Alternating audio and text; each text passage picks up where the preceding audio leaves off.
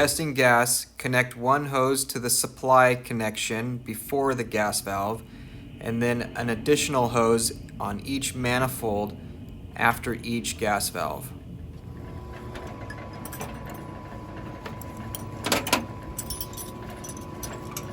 So this is our select tube. It is a 16-inch select tube. Gas pressure is measured in water column. So 1 pound of gas pressure is 28 inches in water column. So this boiler is 1/4 to 1/2 pound of gas pressure. So that means the range is 14 max coming to it. Actually, low NOx is 10.5, and then when both gas valves open, they do not want it to drop lower than 7, which is 1/4 pound of gas pressure. So we're going to check the incoming supply gas pressure to the boiler. So we want to test with the boiler what gas pressure the boiler is getting when it's in the standby mode. Right now it's in the standby mode, and they don't want it any higher than 10.5, which is just under 1/2 pound of gas pressure. So we're going to hook up the incoming supply hose for the gas pressure, and we're going to read what we're getting right now. So if we pick this up and we adjust this, see right here, we have to add the two sides together. The 0 is in the middle.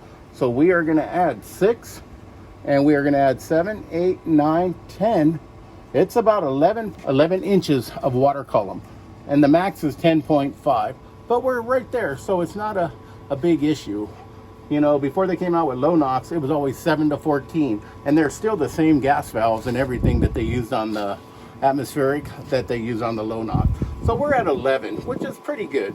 So now we want to test it when the boiler full fires and see what my supply comes down to, because when it opens both gas valves, it doesn't want it to drop below 7.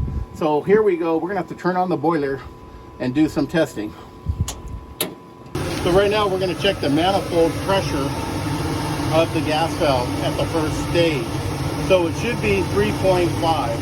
So we're gonna put that on there. We're gonna open this up, and then when the gas valve opens, we will adjust the manifold pressure if needed. So here's where we adjust the gas pressure. We would put our screwdriver in there, and we would lock it in there. And now when it fires, if it's good, we don't need to adjust it. But if we do need to make an adjustment, clockwise increases it, counterclockwise decreases it. So right now, we're fully amped, so we know we're gonna come on. It's gonna come on right now. Ooh, that's a slow opening gas valve. That could be a problem down the road. So if we put it at 2, we have 3, we're a little bit high, so we can actually back that off a little bit. And now we are right on 3.5. So that is the perfect ideal manifold. And then we would put our cap back on.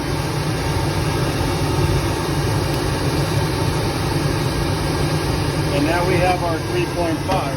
So now we can check the boiler with, make sure the second gas valve is open, make sure it's running at 100%.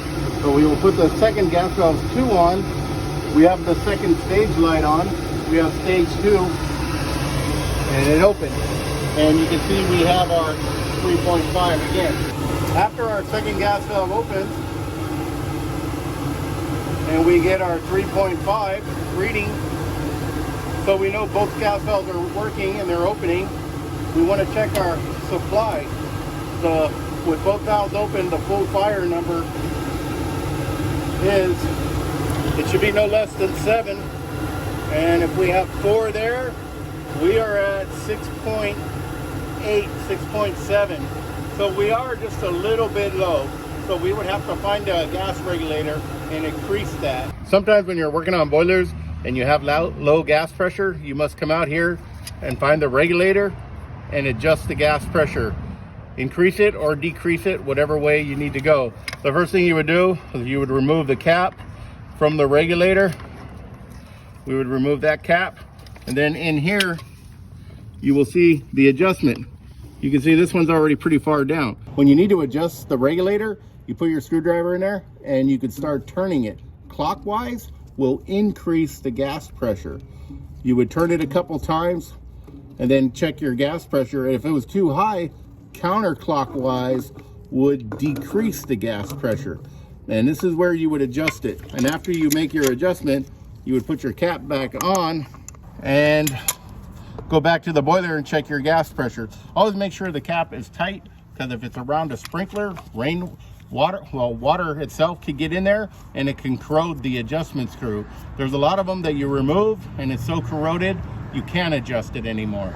So that's why it's important to get the cap back on. So if you ever need to shut off the gas at the meter, you would find the gas shut off. When it is straight with the pipe, that means it's on. So if we wanted to shut the gas off, we would turn it to where it's in this position, and then the gas would be off. And then when you're finished, you can turn the gas back on by straightening it back out. So when you're gonna do a startup on a boiler and you want all the gas valves to open at one time, what you can do is you can turn down the high limit and you can turn it down to where it pops, and it right there. So that'll kind of give you an idea of what the temperature is. If it's in range, it's not out of calibration. See, it popped about 140. That's probably about the temperature of the header. And then we got a safety light right here. As you can see, the high limit light is on. But if you pop the high limit and then you want to turn it back to 200, and now we can put all of our hoses on, and then when we reset it, it'll open all the gas valves right away. And that's a good way to do your CO2. So what we're going to do right now is we're going to check the air for when the blower comes on. So the blower is going to push the air through the chamber. It's going to come up through this hose, and it's going to go into the air switch, and it's going to close it, allowing the power to go through it. If it's not enough air, the air switch isn't going to close and the power is going to get stuck here. So let's see what we got. So we're going to take the air hose off the air switch. We are going to test it on the manometer, the slack tube. Now we're going to turn on the boiler. We're going to reset the high limit that we tripped. When you see the call for heat light come on, that's going to activate everything. The flow light comes on. That means the pump's running. The flow switch is good. The blower comes on, and we have a reading of air about 1.4, 1.5. So that's a little high. We're going to adjust that down. But if you see, if we connect the air switch back on, all of a sudden we get a blower light. So when the light is on, that means it's good. So sometimes the boards go bad and sometimes the lights can be deceiving. But right now we probably want to lower the air a little bit. So we're going to adjust the air. Okay, hang on, I'm going to tell you when. It's probably good, tighten it down. And then after we tighten it down, we mark it. There. So now our air is 1.3, and that should be a lot better. So we're going to put this back on, and we're going to make sure the air light still comes on. Okay, when you see both fin walls blinking low air like these are, it may not be a low air problem. It's probably the pump not making the flow switch. The flow switch is closing. So don't be misled or deceived by the low air light blinking.